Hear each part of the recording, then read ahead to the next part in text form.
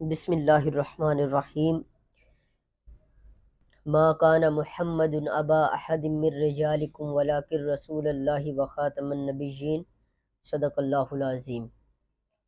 قرآن مجید فرقان حمید میں واضح طور پر اللہ تبارک و تعالیٰ نے یہ ارشاد فرمایا کہ حضور علیہ السلام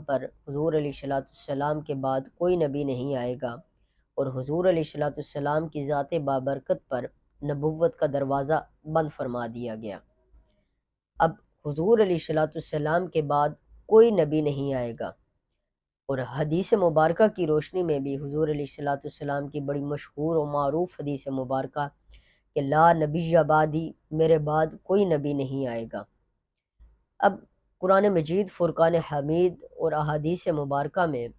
بہت سے دلائل نقلیہ، قطعیہ، عقلیہ حضور کی ختم نبوت کے اوپر موجود ہیں، اور اس مسئلہ میں کسی بھی قسم کا شک و شبہ کی گنجائش نہیں ہے۔ علماء کرام بیان فرماتے ہیں کہ اس مسئلہ میں شک و شبہ کرنے والا شخص بھی کافر قرار دیا جائے گا۔ اور حضور علیہ السلام کی حدیث مبارکہ کہ آپ نے فرمایا کہ میرے بعد میری امت میں 30 دجال آئیں گے جو نبوت کا جھوٹا دعویٰ کریں گے۔ ان میں سے ایک تو حضور علیہ السلام کی حیات مبارکہ میں سامنے آیا، جس کے بارے میں ہر عام و خاص کو معلوم ہے کہ اس کا نام مسیلمہ کذاب تھا، جس کے ساتھ بعد میں حضرت ابوبکر صدیق رضی اللہ تعالیٰ عنہ کے زمانے میں جنگ کی گئی اور اسے واصل جہنم کیا گیا۔ اس جنگ کے دوران بہت سے حفاظ بھی شہید ہوئے اور مسلمانوں کو بہت سا نقصان بھی اٹھانا پڑا، مگر یہ نقصان حضور علیہ السلام کی ذات مبارکہ کی خاطر تھا۔ اور شاعر بھی اس پر بہت خوبصورت انداز میں فرماتے ہیں، آپ فرماتے ہیں کہ بے دام ہی بک جائیے بازار نبی میں، بے دام ہی بک جائیے بازار نبی میں، اس شان کے سودوں میں خسارے نہیں ہوتے۔ یعنی حضور علیہ السلام کی ذات مبارکہ کی خاطر حضور علیہ السلام کی ختم نبوت کے لیے کوئی بھی نقصان نہیں ہوتا، بلکہ یہ مسلمانوں کی شان ہوتی ہے۔ ہر ایک مشکل سے حضور علیہ السلام کی ذات مبارکہ کے لیے ٹکرا جانا یہ مسلمانوں کے لیے شان ہے۔ بہرحال اس کے بعد حضور علیہ السلام پر حضور علیہ السلام کی حدیث مبارکہ کی روشنی میں ایک اور دجال جو سامنے آیا، مرزا قادیانی، اس نے بھی نبوت کا جھوٹا دعویٰ کیا اور حضور علیہ السلام کی حدیث مبارکہ کی روشنی میں دجال ڈکلیئر ہوا۔ اب اس بات پر مسلمان کو کسی بھی قسم کی دلیل کی ضرورت نہیں کہ حضور علیہ السلام آخری نبی ہے، کیونکہ سب چیزیں واضح ہیں قرآن مجید فرقان حمید میں بھی، احادیث میں بھی، اور مسلمان کا یہ عقیدہ ہے کہ اس مسئلے میں کسی بھی قسم کے شک و شبہ کی گنجائش نہیں۔ ختم نبوت کا معاملہ مسلمانوں کے لیے ایک انتہائی سینسٹیو ایشو ہے، اس معاملے میں کوئی دو رائے نہیں ہے۔ کچھ دن پہلے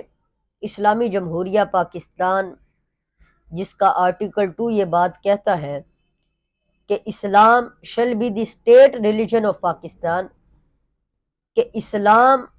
پاکستان کا ریاستی مذہب ہے،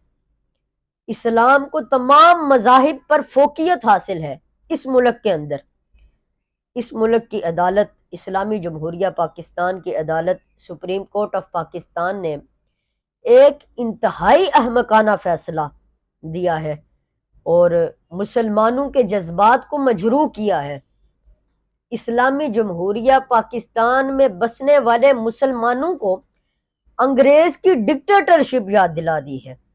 یعنی اتنا احمقانہ فیصلہ، اتنا احمقانہ فیصلہ کہ جو بالکل بے بنیاد ہے، بغیر کسی شرعی تقاضوں کے، بغیر کسی آئینی تقاضوں کے اس فیصلے کو سنایا گیا ہے۔ قاضی فائز عیسیٰ نے آرٹیکل 20 اور 22 کو مد نظر رکھتے ہوئے قادیانی مبارک ثانی کو، جو کہ توہین قرآن اور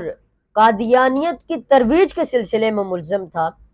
اور قرآن مجید فرقان حمید کی تفسیر اپنے مذہب کے مطابق کر کے پھیلا رہا تھا،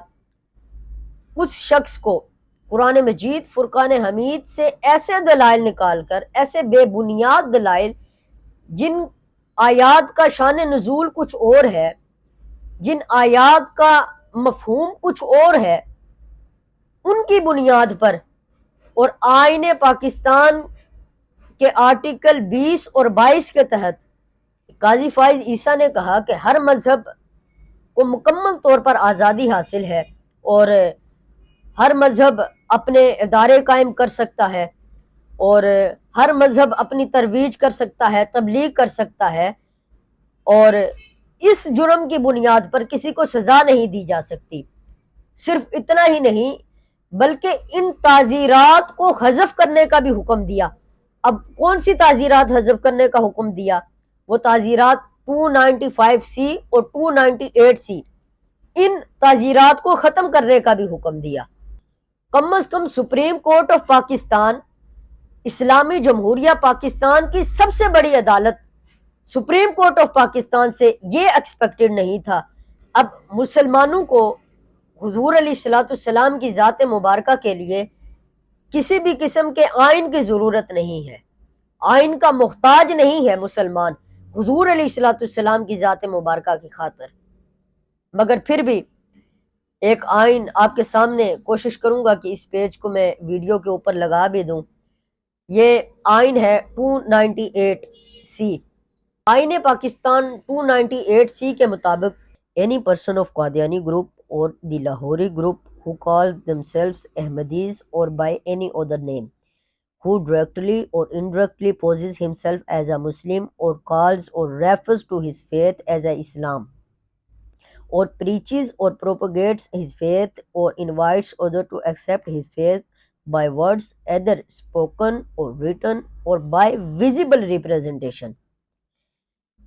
or in any manner whatsoever outrages the religious feelings of Muslims shall be punished with imprisonment of other description for the term which may extend to 3 years and shall also be liable to۔ اب سادہ الفاظ میں بیان کر دوں، آئین Pakistan 298C کے تحت اگر کوئی شخص جو احمدی ہو، قادیانی ہو یا کسی اور نام سے جانا جاتا ہو، ایسا شخص خود کو مسلمان ظاہر کرے یا اپنے مذہب کو اسلام ظاہر کرے یا اپنے مذہب کی تبلیغ کرے یا ترویج کرے، اس کی صورت بھی آگے انہوں نے بیان کی کہ اگر وہ بول کر کرتا ہے یا ریٹن مٹیریل کے لکھ کے کرتا ہے یا پھر ویژول ریپریزنٹیشن کے ذریعے کرتا ہے، یعنی اشاروں کے ساتھ بھی اگر کوئی شخص اپنے مذہب کی قادیانی اپنے مذہب کی ترویج کرتا ہے، تبلیغ کرتا ہے، تو وہ شخص قانون کی خلاف ورزی کرے گا اور آئین کے اندر موجود ہے کہ شل بی پنشڈ، اس شخص کو سزا دی جائے گی۔ اب آئین پاکستان کے اندر تو یہ موجود ہے کہ اس شخص کو سزا دی جائے گی۔ اب قاضی فائز عیسیٰ نے آئین کے آرٹیکل 20 اور 22 کو تو ذکر کیا، مگر اس آئین کی محرومی قاضی فائز عیسیٰ کے دل کے حاکم کا پتہ دیتی ہے۔ حضور علیہ الصلوۃ والسلام کی ذات کے لیے کسی آئین کی ضرورت نہیں ہے، مگر اگر یہ تعزیرات پاکستان کے آئین کے اندر موجود ہیں تو ان کو مد نظر کیوں نہ رکھا گیا؟ اور قادیانیوں پر پابندی بھی آئین میں موجود ہے۔ ہم قاضی فائز عیسیٰ کے اس فیصلے کو جو غیر قانونی، غیر شرعی اور غیر اخلاقی ہے، اس کو مسترد کرتے ہیں، اور بہت سے مسلمانوں کے جذبات قاضی فائز عیسیٰ کے اس فیصلے سے مجروح ہوئے ہیں۔ قاضی فائز عیسیٰ کے لیے ایک شعر بھی کہ ٹکر نہ لے نبی کی شریعت سے ہوش کر، ٹکر نہ لے نبی کی شریعت سے ہوش کر، دوزخ میں جھونکتی ہے یہ ٹھوکر لگی ہوئی۔ میں امید کرتا ہوں کہ آئین اور قانون کو مد نظر رکھتے ہوئے اسلامی جمہوریہ پاکستان کی سب سے بڑی عدالت سپریم کورٹ آف پاکستان اس فیصلے پر نظر ثانی کرے گی، نہ صرف نظر ثانی کرے گی بلکہ قاضی فائز عیسیٰ کو قانون کا علم نہ ہونے کی بنیاد پر، نمبر 2 غلط فیصلہ سنانے کی بنیاد پر، اور ختم نبوت کی تعزیرات کو حذف کرنے کی بنیاد پر جلد از جلد عہدے سے ہٹایا جائے اور ساتھ اس کی سزا کا بھی تعین کیا جائے۔ اللہ تبارک و تعالی ہم سب کو تمام تر فتنوں سے محفوظ فرمائے اور حضور علیہ السلام کی امت کو اس فتنے سے محفوظ فرمائے۔ تاجدار ختم نبوت زندہ باد، زندہ باد۔